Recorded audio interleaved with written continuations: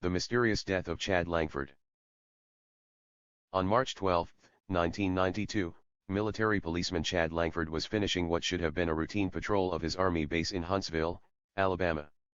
30 minutes later, Langford radioed his base station, informing them he was stopping to investigate an abandoned car.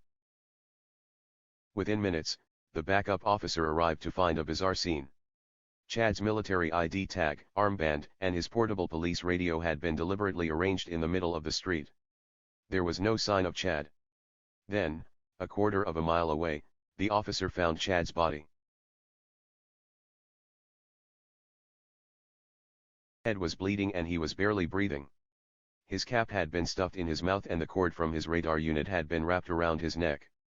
His pistol strap was tied around his ankles. Chad's handcuffs were clamped on his left wrist.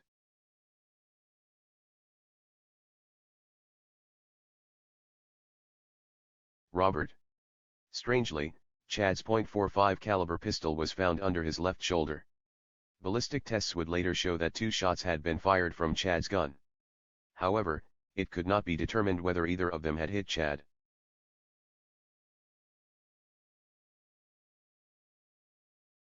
He was 4 months shy of his 21st birthday. His father, Jim Langford, was shocked to learn that the army believed Chad had taken his own life. When I heard that, I was very upset about the whole thing. I know that my boy did not kill himself. There's no way. I feel that someone is covering something up here. Chad Langford was raised by his father and grandmother in a small Northern California community. He joined the army right after high school and was stationed in South Korea. There he earned several good conduct medals. At the conclusion of that tour of duty, Chad joined the military police at Redstone Arsenal in Alabama. According to his family, Chad loved army life and planned to re-enlist. Then in early 1992, Jim Langford noticed a change in his son's behavior. In January he called me and told me that he'd been asked to do some undercover work. He called me 3 or 4 different times and each time he gave me a little bit about this still working undercover. I had asked him just exactly what was he working on. He said guns and drugs. Probably 2 or 3 times he told me that if he was found out that he was a dead man. At that time I told him, "You got to get out of this." And he came back with, "I can't get out of it." When Jim Langford urged his son to talk to his undercover superior, Chad said he would not be able to for another 14 days. But 14 days later, Chad was found bleeding with a fatal bullet wound to the head. The Army's Criminal Investigation Division, or CID, reviewed Chad's death for 4 months. Their report stated that Langford had not been involved in any undercover narcotics work. The CID finding echoed the Army's preliminary judgment Chad had taken his own life. The report included what the CID called a psychological autopsy, a post-mortem evaluation of mental health. It described Langford as having serious, lifelong emotional problems. J.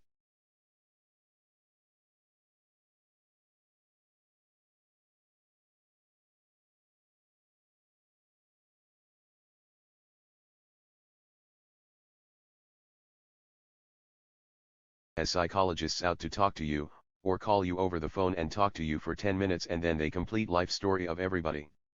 And they're so far off base, it's unbelievable. The report claimed that Chad's suicide was triggered by a breakup with his girlfriend. However, Chad's former girlfriend Roxanne disagreed.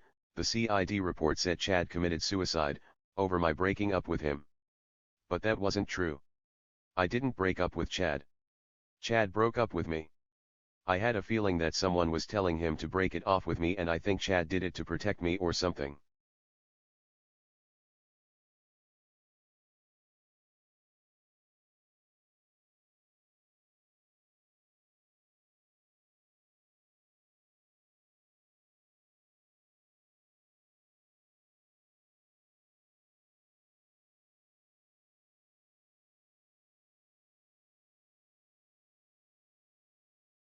The Army claimed Chad had been plotting to steal from the Army PX and cited interviews with 3 soldiers to prove it.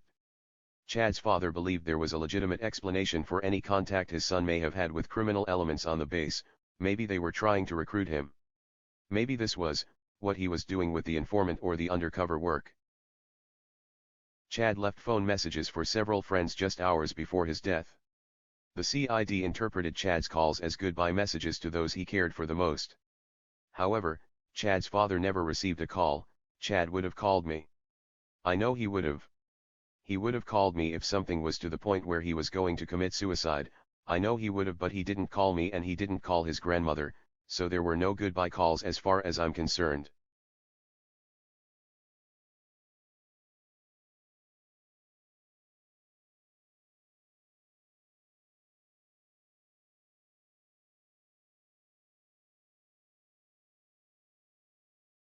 Heroic last stand. They said he called in a false report of an abandoned car. That he had staged the scene to look as if he had been accosted, and then murdered. The official report even claimed that Chad's accounts of undercover assignments were a total invention. Chad's family, however, did not believe he committed suicide, and neither did Huntsville reporter Julie Schultz. To start with, it was very bizarre, even from the night it happened, because the Huntsville Police Department and the other law enforcement agencies never heard a word from the Army about any of it. And generally when there's a police officer that's shot, I mean there'll be a manhunt, everywhere. Even before the Army ruled that it was suicide, there was just wild speculation as to what could have happened to him. People were saying espionage, drug deals, all kinds of things. Then it perpetuated itself as it went with the CID reports.